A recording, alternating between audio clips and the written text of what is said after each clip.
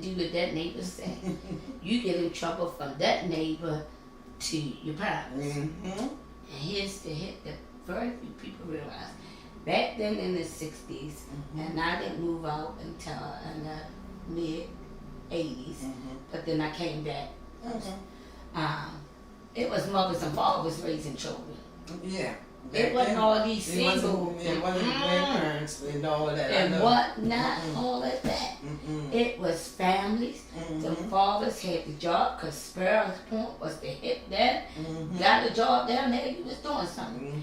And the mothers from Somerset to Douglas Perkins, they did more volunteer work in the school. They took care of their communities. So you see why I didn't see it as a project? Because it was more family oriented back then. Everybody stuck together.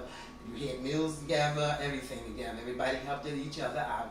And you knew who to, well, you respected everybody, but you gave respect to the ones that were important. That were important.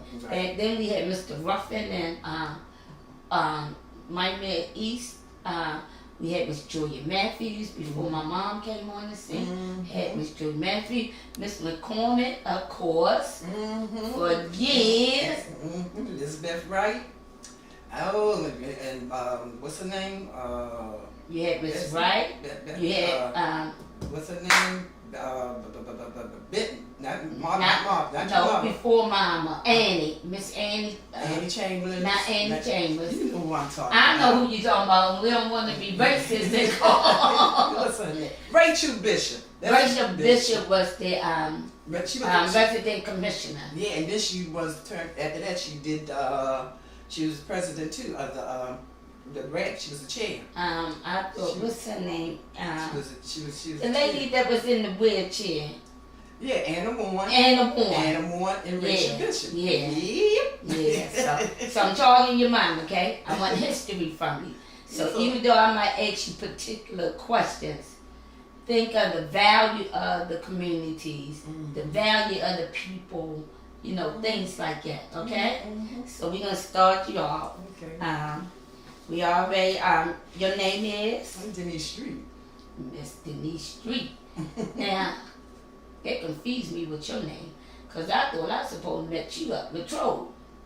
What am I doing? I had no idea. I live in Perkins and been living here for God. And you know, the, whole nother story, we'll talk about it. Yeah. This is Miss Denise Street. I'm familiar with her name. I've been trying to track her down for the last 2 weeks because they told me she was the acting tenant council president at Perkins, in Latrobe. Okay. Now, do you mind sharing when and where you were born? Oh, wait, I was born here in Baltimore, Maryland. Okay. And you said, where? You went to hospital? Or the area. Oh, Johns Hopkins area. Go now. You grew up in what part? East Baltimore. The whole, East like, Wall Street, Chase Street, okay. Digger Street, Digger Street. Y'all was the sophisticated people. Durham Street. They were classically. Rutland Avenue. You was up there with the Price family and all them up in that area. Don't think I ain't get around. Okay. Of course you live here in Perkins. You live in Perkins. Spring Court. And how long you been living here? Ooh, over 40-some years. I can't remember exactly. I know it was over 47, I think. Miss Street, you're a winner for today. And 40-some years, yeah. How was it when you first lived in Perkins? What made you stay here? Oh, girl, what made me stay here? How was it when you first moved here? It was beautiful. It was beautiful. Believe me. Take me back. It was beautiful. My name is Teresa, my next door neighbor, sweet as gold, God bless her soul. Came down here, we had little white picket fence. Yeah. And you had flowers, and you would have cleanup blocks. Yes. And everybody would get together, and you know, we actually could sleep outside with our front doors open. We could sleep outside with our front doors open. And it was just warm. It was like, me was talking, you know, families helped families. And the thing with me, I came here and I got comfortable. I got comfortable. I'm serious because I had John Hopkins. I worked at John Hopkins. I could walk to work. Then I had a supermarket. It was called Food Town. Yes, we did. Had John Bargains, where you can go get a pair of tennis shoes for $2.99. And you had Reed's that they turned into Rite Aids. And then what they had movie. What about Murphy's? We had GC Murphy's, Mr. Tom Cleaners. Come on now. And we had the little cut rate, the bars, it's still sitting right there, right on Bank Street right now today. Everything was just convenient for everybody down here. You had Mercy Hospital, you had your choice. And then the thing that I loved, after you had your children, if you didn't want to go to John Hopkins, you could take them on Fair Street to GBMC because it used to be on Baltimore Street. And then where was it at first? It was on Baltimore Street. It was spot on Baltimore. And then they changed it and built it up on Fair Street. And that was so convenient for all the mothers with, their babies and their children. It was just to say, everything was really convenient. It was convenient right here. And how was the surrounding areas when you would come outside of Perkins? What kind of population would you run into? Oh, it was nice. It was nice people, mixed. And it was mixed. It was, like in Broadway. You said it was mixed. One time it was Indians down on Broadway. Used to live on Broadway, and then it changed. We had some Africans that lived up there then. Like now we have a bunch of Hispanics up there, and everybody just still walk around the area. Same way like it used to be, but I miss the record shop on Broadway. I miss M&E's stuff shop on Broadway. It's some of the things that was there. We don't have it down here no more. We don't have most of the things here no more. So it's been a big change, a big change. Well, how would you like to see it and like to see Perkins in the future with all this changing coming? I would like to see it come back. Better houses for the residents. Okay. And hope it get like it used to be close with family. And families like like you were saying, helping each other.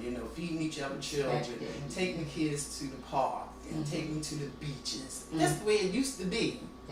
That's the way it used to be down here in Perkins when I came here because I just load up everybody in the car and just take them wherever. You didn't care who it was. We could just go. We would go, and I say, Mr. Melvin, and Mr. Melvin would get his truck, and he'll put some of them in the truck, and we all just would go on out to the beach. We would have a ball, and we would go out Drew Hill Park. We had have picnics out there, and then we would, come back.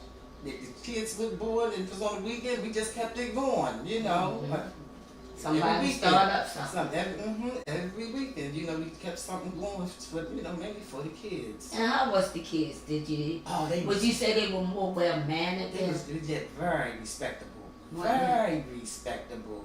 Because these kids out here now, woo! Don't they go that way in the streets? Oh, man. I don't even know what kind of milk their mamas are giving them. Or what they're eating or drinking or what. But the kids back then, they was yes ma'am, no ma'am, yes sir, no sir, Mr., Mrs. Didn't they? They had a lot of respect. And that came from the homes, would you say that? Yep. It started in the house. Yep. And they kept the clothes up on them. Clean kids. Yep. Pants was up on their body. Little girls had on nice little skirts and dresses, little earrings in their ear. They keep their little hair done up. It was nice. It was like the same. So would you say back then the kids appeared, and this is my words, but you can put it, more educated, more patient, and more well-mannered? What back then? Well, they were very well-mannered. And they were educated, and it was all of the above. It was all of the above. Now you see why I never seen the list of projects. I couldn't get the project part. That's me. I couldn't get to the project part. Where is your family originally from? Originally, from Baltimore, North Carolina. From North Carolina, yeah. In Harrington, Virginia. Harrington, Virginia? Okay, I've never been there, been a lot. But never now. What different jobs have you had in your life? Okay, what different jobs? Telephone operator, which I told you, John Hopkins. The PBX board? Huh? The PBX board, the switchboard. Switchboard. I was I was the third black paging operator in John Hopkins. Go girl. She was one of the third black paging operators. And that is an honor. Yes, I commend you for that. Yes. Because they chose people according to their culture back then. Because they thought their voice sounded better in the house. And I worked at Old City Springs, substitute teacher. Did you? And where else have I worked at? Medicine technician. Okay. Giving out medicines. Did you? Assisted living. Yeah. And right now I'm retired. I know that's right. I want to be that way one day. I haven't felt it yet. Hey, you already identified you volunteered in the schools. Do you have children? Will you tell them? What would you tell them? Tell me about that. What can you tell me about your children? Well, I think they regret that they moved from out of Perkins.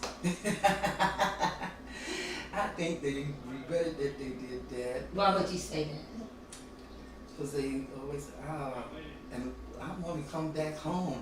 And my daughter, she comes down, and every time she comes here, she go to the office and tell one of the manager or whoever there, boy, go get my keys so I can go back to my house. That's right. And she wants to come back home. And would you say it was easier back then for families to branch off and get their own units than it is now? Back then, it was kind of more easier than back then than what it is now. And would you say that's because how the parents passed the history and the purpose of living in a public housing down to the kids that caused them to respect it? Well, I don't know, how would I say that?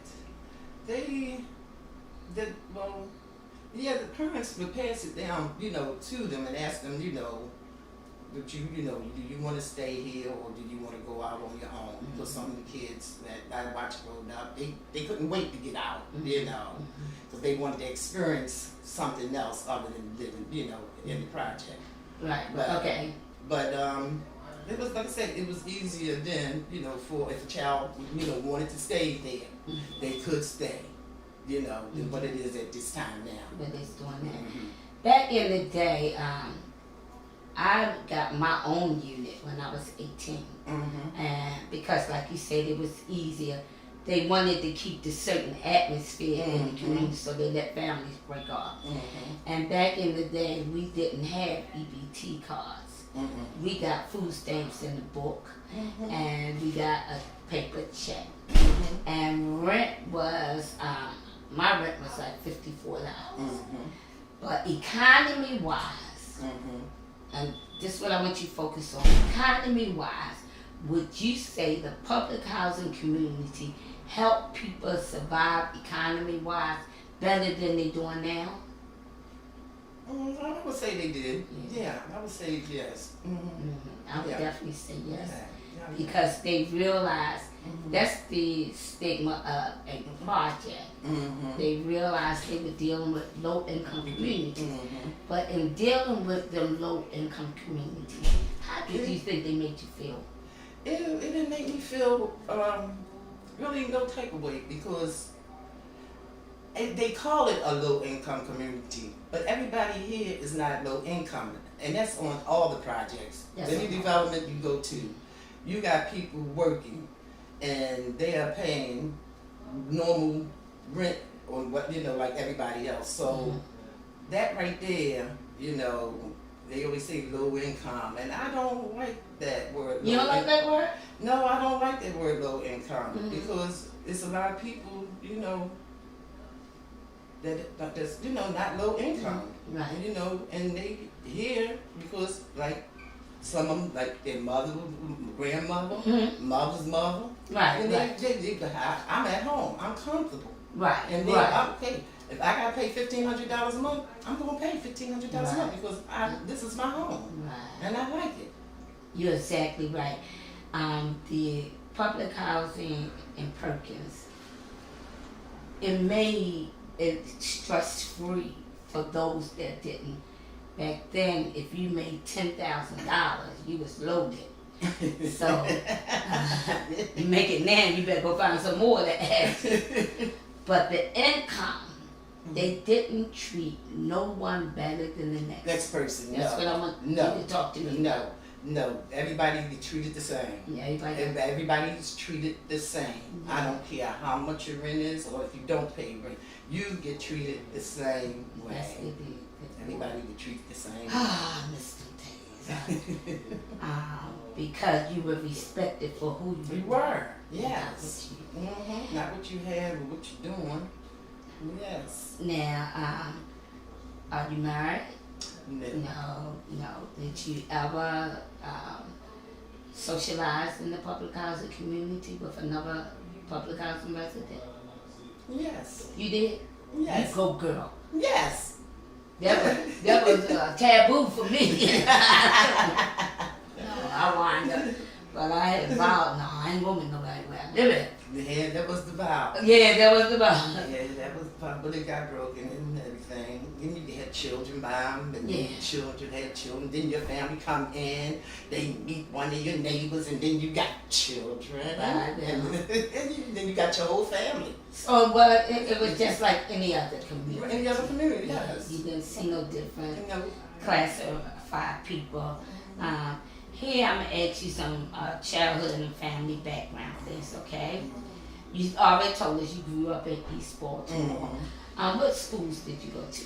Oh, let me see. Can I remember? I went to Lombard 101. 101? What's L.A. Henderson, right there on Bull Street. Oh, yeah. 1100 Block of Wolf. Oh, yeah. Oh, yeah. Now, y'all know, I thought y'all were prima donnas going to that school. Yeah, so now it's up there where Hawk and Henderson is, but... Yeah, I still want to know what they're going to do with that building, because it's still sitting there. Yeah, you just taking me back, Lord. So the schools that, you like Lombard when you went to Lombard? Yeah, I loved the Lombard. I never went to Lombard, I went to 453. Okay. You know what they call that school, didn't you? Well, I forgot. My brother used to go there. They meant to be retarded. Oh, Lord. No, it wasn't. My brother went there. He didn't want me to go to 453 because he went there. I said, hey, I ain't got to follow you. You got to follow you. I go somewhere else and get in trouble. Well, 453 was one of the first vocational schools. You got a trade and education. Yeah, I used to go, like when I come up there to the basketball games. My brother played basketball up there. When did you graduate from Dunbar? Let me see. From the old or the new? Old. The old. Old Dunbar. Okay. 72. Oh, yeah. 72. They were still building the new one. You were there with Skip Wise and Larry Gibson, Tyrone McKay, and Bugsy. y'all brought y'all classes brought a lot of fame. Isn't it something how in school you was not stigmatized to where you lived? No, you wasn't. Yeah. Because you just went to school like, and you were an ordinary person, didn't know where you no. The only time somebody knew where you lived at is when you told your friend to come on, invite them up to your house, and because like when my girlfriend Frida, she used to live down here, and she was the one who introduced me to Chick Ware. So like I say, you never know where or was it Frida Lawrence? Not Frida last name. Okay. Her name was Frida. But the history that came with it. Now, do you remember how they called different areas back then? Like now we got these big names for where you live. Oh, this here in Perkins used to be called a point.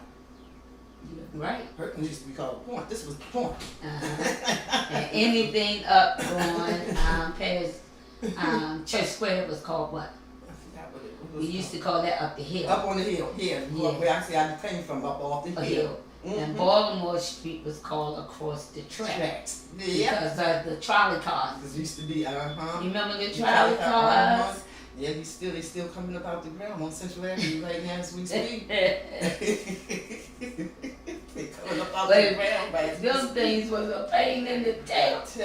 So, and Perkins was definitely known as the Point. Because Farris Point. That's right. And that, what is it? The harbor now, fish market and stuff down there. Yeah, but this was the Point. And everybody respected everybody's living area, you know. Yes. I thought that was so cute. Now they put all these big names on community, making people feel awkward. Oh, where you from? Oh, I'm from the Point. I'm from up the hill. So we knew we didn't call it southeast, northeast. We just separate the title. But in your community, tell me about some of the people who you know should always get special recognition, or they in positions now where they should get special things. Tell me some of the things they've done. Oh, like besides yourself. Well, some of them did pass away. Naturally, but tell me about it.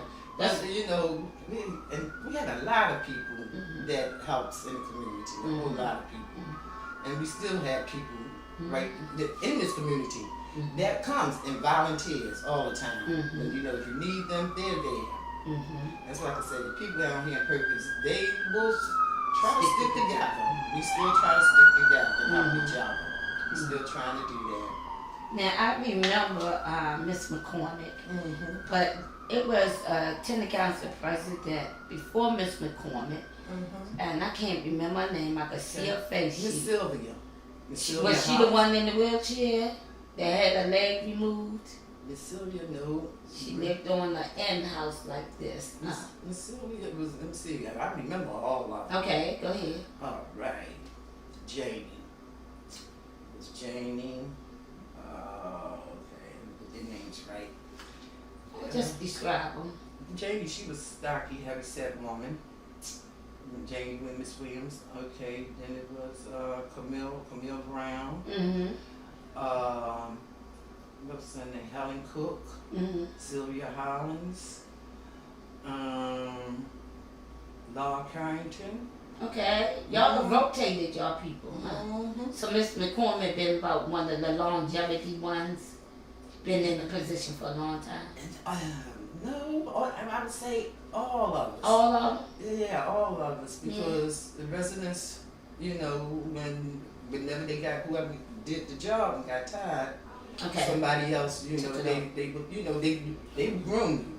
and you know, and they tell you go ahead and run. And why would y'all choose leaders? What was the purpose of it? To make sure the residents get things that they need and what they want, and help them if they run into any problems. That was the purpose of, you know, having a tenant council. Right. And they represent the tenants. Right, everybody. Everybody in the community. Right. If you have a problem, you call your tenant council president or your mayor delegate, and if you want, we'll go in with you and we all sit down and we'll have a meeting and we try to get it straightened out. So would you like to see that in the new development? Oh yes. Yeah. Yes. Yeah, good. Yes. Oh yes, we're gonna try to keep that. We're gonna try to keep it. We're gonna go keep it. Say they better shut up if they talk different, huh? That girl, they ain't gonna talk no different. I haven't heard that. That's a question. I'm just asking. Oh, well, we asked. I haven't heard nothing.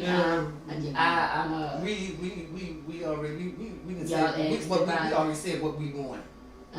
But 4 years ago, we already said what we want. Put it in the plan. Right, we already said what we want. Because these people actually serve.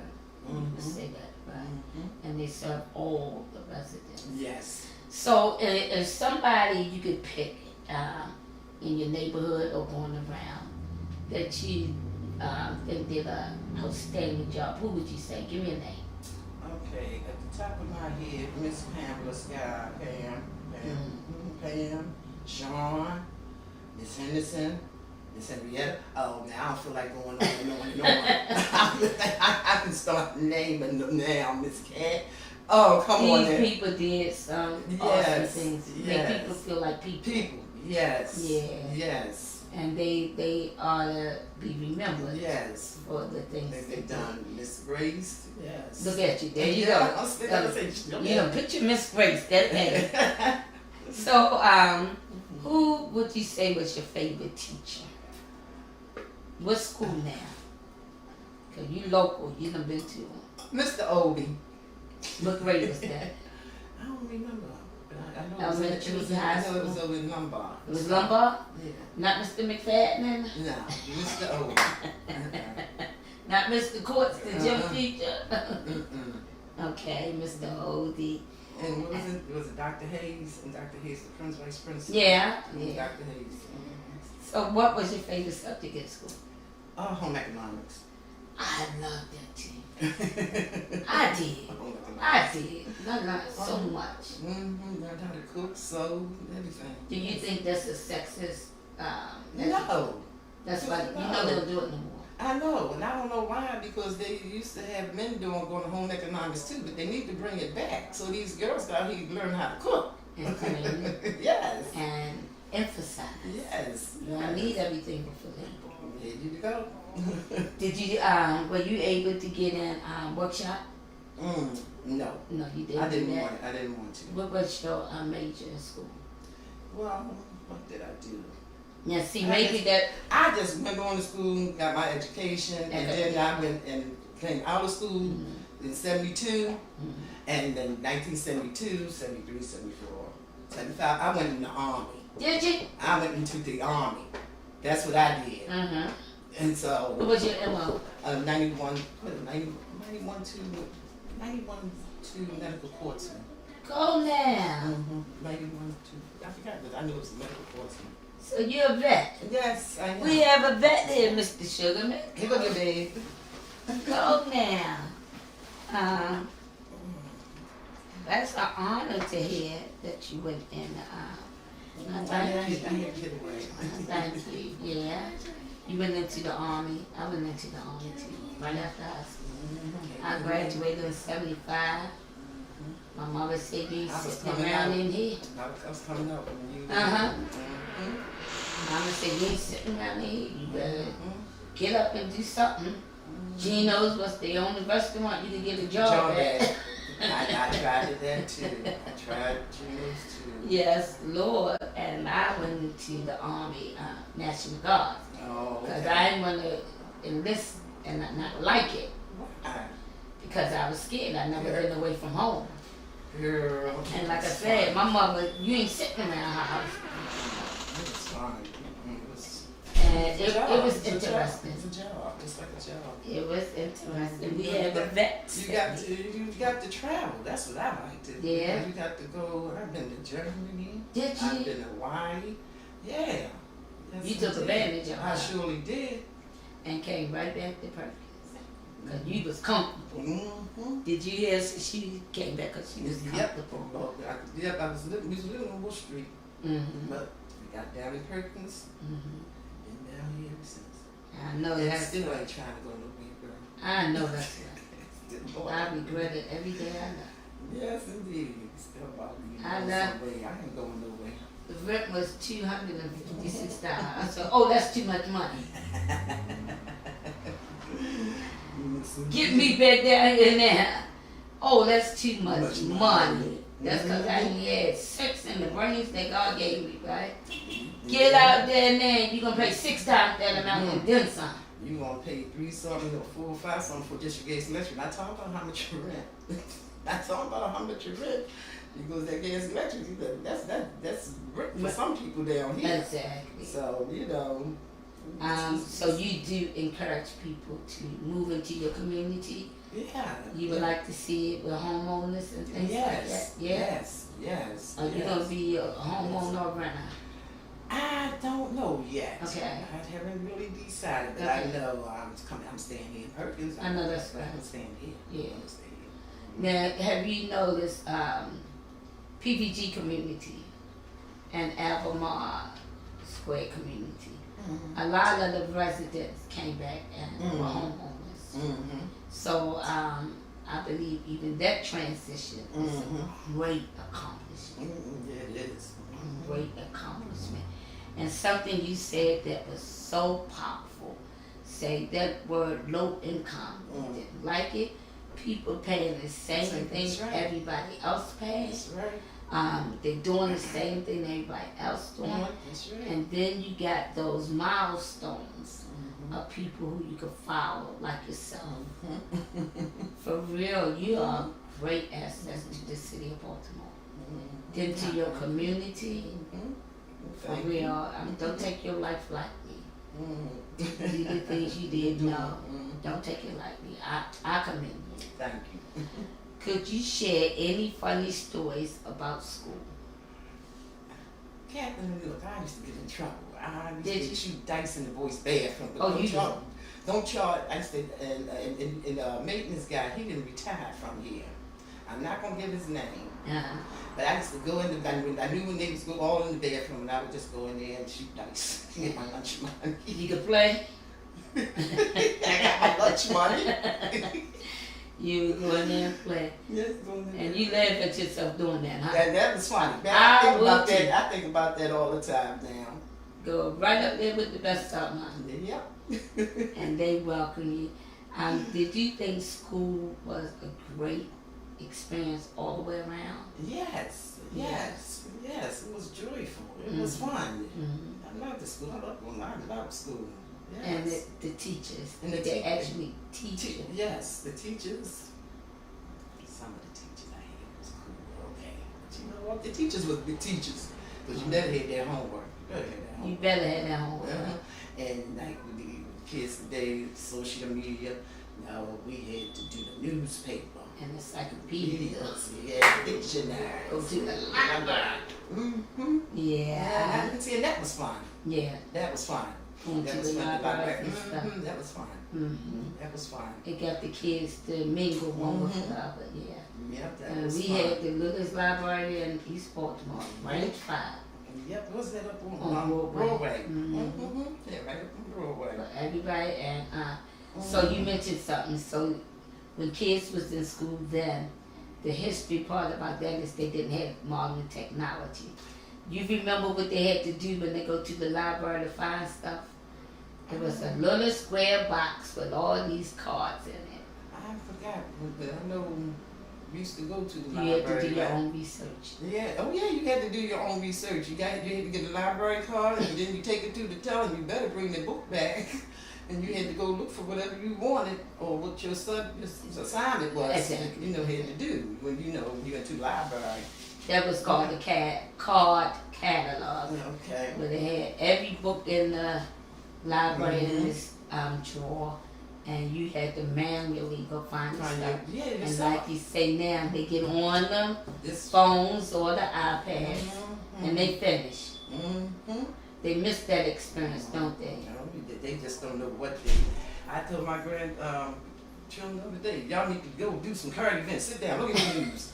Come on, listen, sit down, look at the news. Do current events. Take it back to the teacher. Teacher probably don't know what you're talking about, but you go ahead. And that was a word that they used in school a lot. Current events. And people don't know what that really means. But you're talking about current events. J-Lo and them, no, that ain't current events. Yeah, tell them, sit down. We look at the game. What you talking about?